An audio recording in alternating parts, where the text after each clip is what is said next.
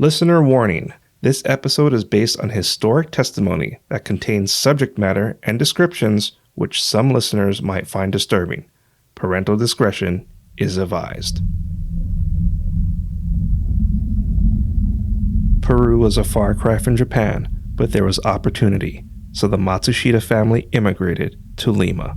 The husband found a 2-story building and opened a store on the ground floor, while he, his wife, and their 2 children lived on the second. Things worked out until the husband found his wife in bed with another man. The furious husband used a kitchen knife to kill his wife and her lover. The husband lost track of time and heard his children come home from school. The children climbed the stairs where they encountered their distressed father, who killed them with the kitchen knife. The day was becoming night, and the father in this foreign land longed for Japan, but now even Japan seemed foreign to him. So he used the knife on himself. But this wasn't the first or last death in the house that locals say was cursed by a witch.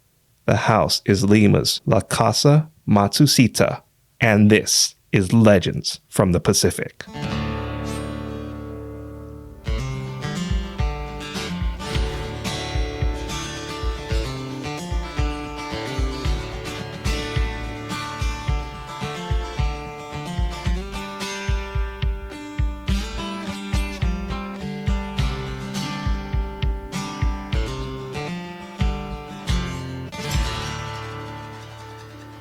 Aloha, and thank you for joining us. This is Legends from the Pacific, Episode 5, Lima's La Casa Matsusita.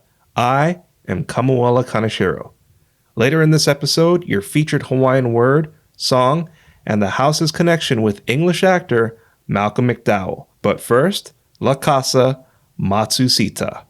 Located in Peru's capital, Lima, La Casa Matsusita is considered one of Lima's most haunted places. It all started in the 1700s, when a Parisian woman named Dervespa Parvana immigrated to Peru. She was a healer who might have practiced alternative medicine. This got the attention of the Spanish Inquisition, who tortured her until she confessed to being a witch. She was burned at the stake, but she put a curse on the spot of her execution.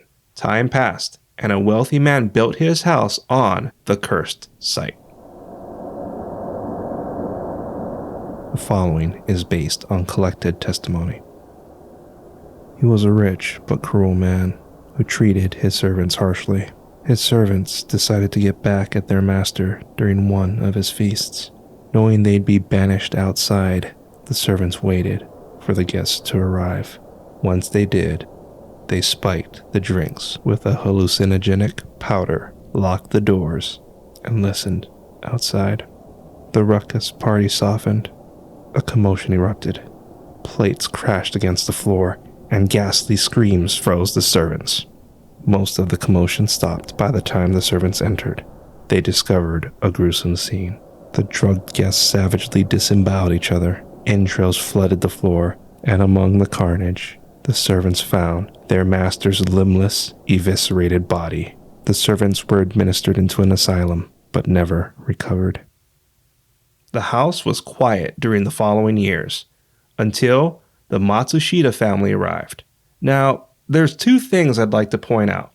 First, it's unclear if the family's name was Matsushita or Matsushita. We're sticking with Matsushita, and I apologize if it's Matsushita. Second, the house is named after the Matsushita family, but the spelling and pronunciation changed from Matsushita to Matsusita. After the Matsushita incident, the upstairs was abandoned, but merchants operated the store on the ground floor.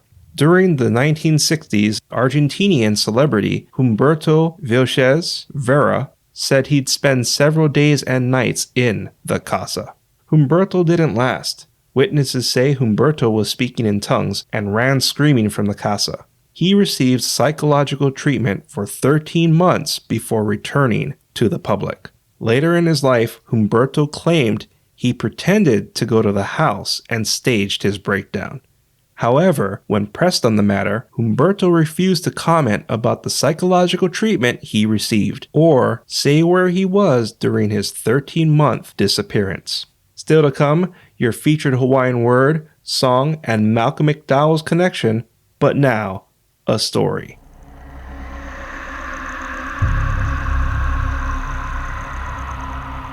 The following is a Legends from the Pacific original story and is based on collected testimony.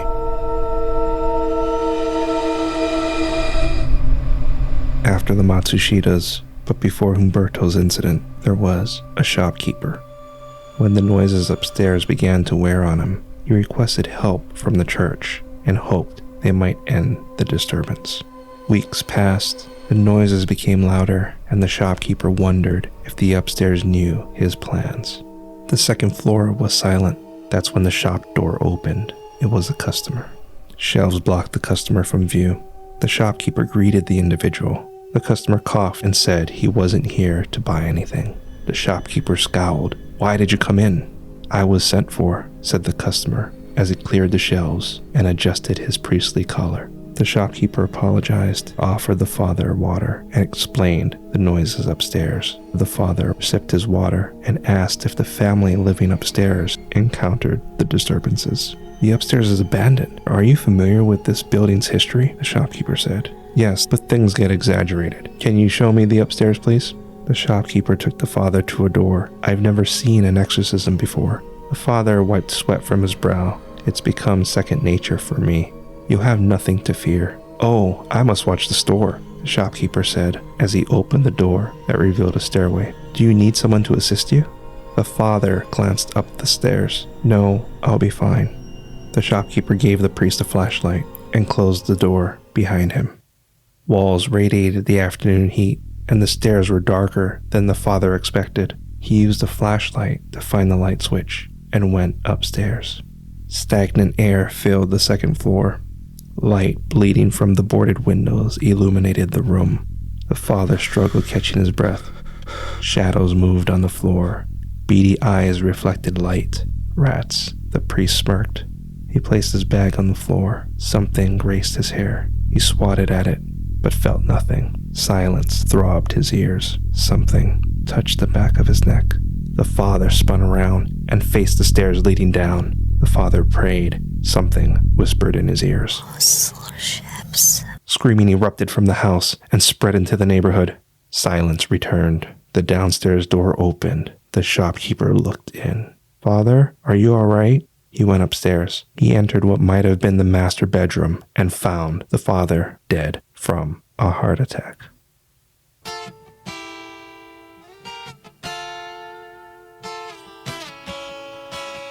Coming up is your featured Hawaiian word, song, and Malcolm McDowell's connection. La Casa Matsusita's current owner claims all the stories were made up, and there might be something to this. See, across the street from the Casa used to be the United States Embassy, and such grim stories might prevent people from staying in the Casa and spying on the embassy across the street. Paranormal investigators who have been to the Casa believe its paranormal activities are from neighboring buildings. One building was the city's prison, which operated for over 100 years, from 1860 to 1970. Then in 2016, the Casa was remodeled, and many wait to see if its paranormal activities continue. Movies are still made about the Casa. Malcolm McDowell was once interviewed about his role in a film about the Casa, but it's been difficult finding a copy of this film. Your featured Hawaiian word is hale. Hale means house or home. Once again, your Hawaiian word is hale for house or home. If you like what you heard, please give us a rating, write a review, and share Legends from the Pacific with your friends and family. I'd really appreciate it. Our theme song is Mystery by Tavana, courtesy of High Sessions. Sound effects were by Sound Effects Factory.